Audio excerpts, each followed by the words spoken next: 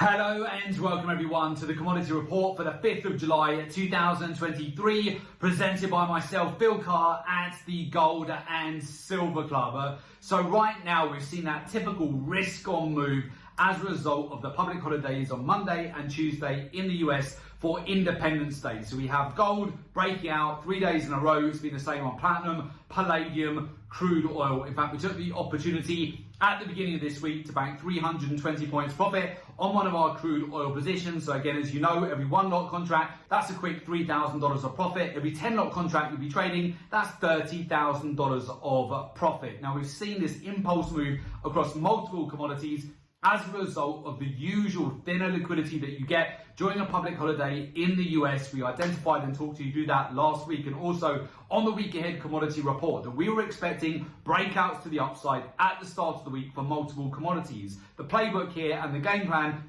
is to bank on strength. So as these commodities break out to the upside, where you do have a public holiday in the US, it gives you a fantastic opportunity to bank into strength. Then the expectation would be, once we're hitting the minutes of the FOMC on Wednesday, and then furthermore Friday's non-farm payroll, that you're going to see a profit taking in the lead up to those events, with many traders starting to scale back, taking some profits off the table, which usually creates a risk-off scenario and enables you to rinse and repeat the whole process yet again in order to then sniper in back at the swing lows and ideally getting the best possible price at this point in the cycle where we are right now. Then heading into next week, we then also got the CPI data as well. So as you know, CPI data can be a massive catalyst for explosive prices on multiple commodities as well. So the playbook here has been very straightforward. Last week, with the end of quarter profit taking, halfway through the year, the squaring up of portfolios, perfect opportunity for you to build into lower positions across gold, platinum, palladium, silver, crude oil, and also with copper as well. Since then, we've seen quite large breakouts to the upside. Gold prices just on Thursday last week through to Friday, they broke back below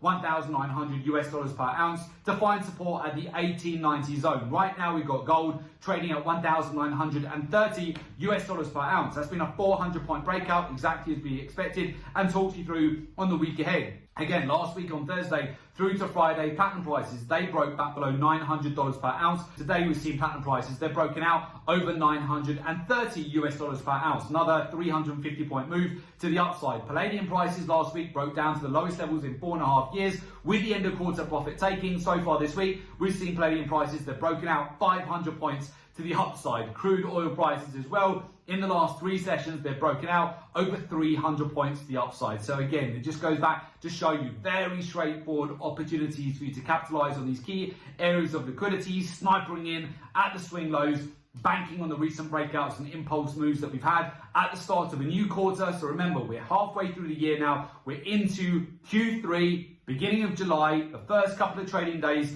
of this quarter. What have we seen? Risk on across the board, multiple commodities breaking out. So very simply, the strategy was to get it nice and low last week at the swing lows, benefit from the breakouts that we're seeing at the moment, and then expect rinse and repeat in this cycle throughout this week and into next. But I wouldn't wait too long, because typically once you hit the 10th of July onwards, this is where commodities really start to rocket significantly higher right the way through to the end of July, and then give you fantastic opportunities again moving into August and September to benefit on the usual cycles that you see for commodities at that time of year. Most notably, of course, the wedding season really starts to pick up momentum in Asia. This is where often you're going to see demand increase for multiple precious metals. This provides a further catalyst oftentimes over the month of August for you to benefit, but typically you're going to get the better prices at the end of June, the beginning of July, to benefit massively from those usual cycles once we hit the middle of July onwards. So with that, of course, this comes down to utilizing data, statistics, market intelligence. Absolutely ditch those outdated technical analysis strategies or technical indicators. They're going to give you zero edge